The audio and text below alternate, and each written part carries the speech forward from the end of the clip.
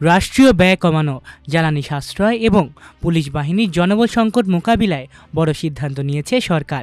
18 জন পূর্ণমন্ত্রীর জন্য বরাদ্দ বিশেষ পুলিশ এসকর্ট সুবিধা প্রত্যাহার করা হয়েছে। তবে দায়িত্বের গুরুত্ব বিবেচনায় 6 জন জ্যেষ্ঠ মন্ত্রী এবং প্রধানমন্ত্রীর একজন উপদেষ্টার জন্য এই সুবিধা বহাল রাখা হয়েছে।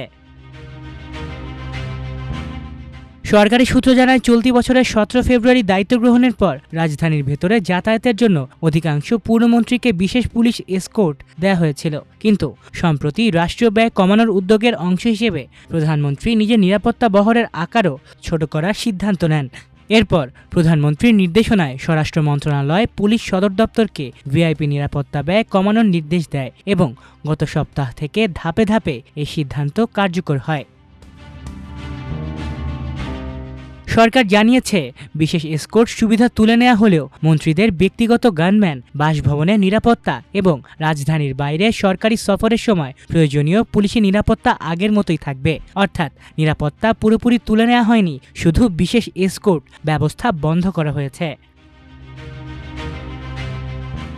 যেসব মন্ত্রী ও প্রধানমন্ত্রীর উপদেষ্টার জন্য বিশেষ এসকর্ট বহাল রাখা হয়েছে তারা হলেন স্থানীয় সরকার মন্ত্রী মির্জা ফখরুল ইসলাম আলমগীর, অর্থ ও পরিকল্পনা মন্ত্রী আমির খসরু মাহমুদ চৌধুরী, স্বরাষ্ট্রমন্ত্রী সালাউদ্দিন আহমদ, বিদ্যুৎ জ্বালানি ও খনিজ সম্পদ মন্ত্রী ইকবাল হাসান মাহমুদ, নারী ও শিশু বিষয়ক মন্ত্রী ডক্টর এজেডএম জাহিদ হোসেন, পররাষ্ট্রমন্ত্রী ডক্টর খলিলুর রহমান এবং প্রধানমন্ত্রীর অর্থ ও পরিকল্পনা বিষয়ক উপদেষ্টা ডক্টর রাশেদ আল মাহমুদ তিতুমির।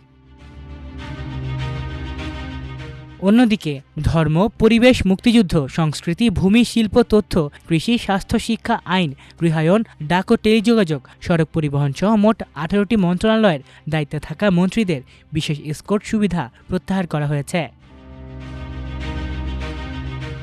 এদিকে ঢাকা মহানগর পুলিশের তথ্য বলছে, বর্তমানে রাজধানীতে 49 জন মন্ত্রী, প্রতিমন্ত্রী ও গুরুত্বপূর্ণ ব্যক্তির নিরাপত্তায় দায়িত্ব পালন করছেন 1691 জন পুলিশ সদস্য।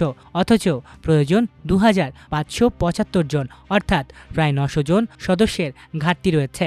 একই সঙ্গে অপারেশনাল যানবাহনের সংকটও রয়েছে।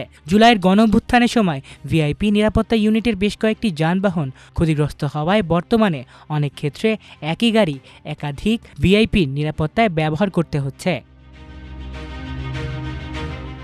পুলিশ কর্মকর্তাদের মতে জনবল ও যানবাহনের এই সংকটের কারণে সদস্যদের দীর্ঘ সময় দায়িত্ব পালন করতে হচ্ছে, যা তাদের ওপর বাড়তি শারীরিক ও মানসিক চাপ তৈরি করছে। তাই রাষ্ট্রীয় ব্যয়ে সাশ্রয়ের পাশাপাশি সীমিত জনবলকে আরও কার্যকরভাবে কাজে লাগানোর লক্ষ্যেই এই সিদ্ধান্ত নেওয়া হয়েছে।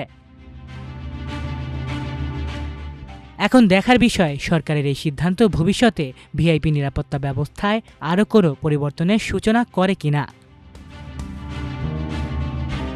মাল্টিমিডিয়া ডেস্ক, আমার দেশ।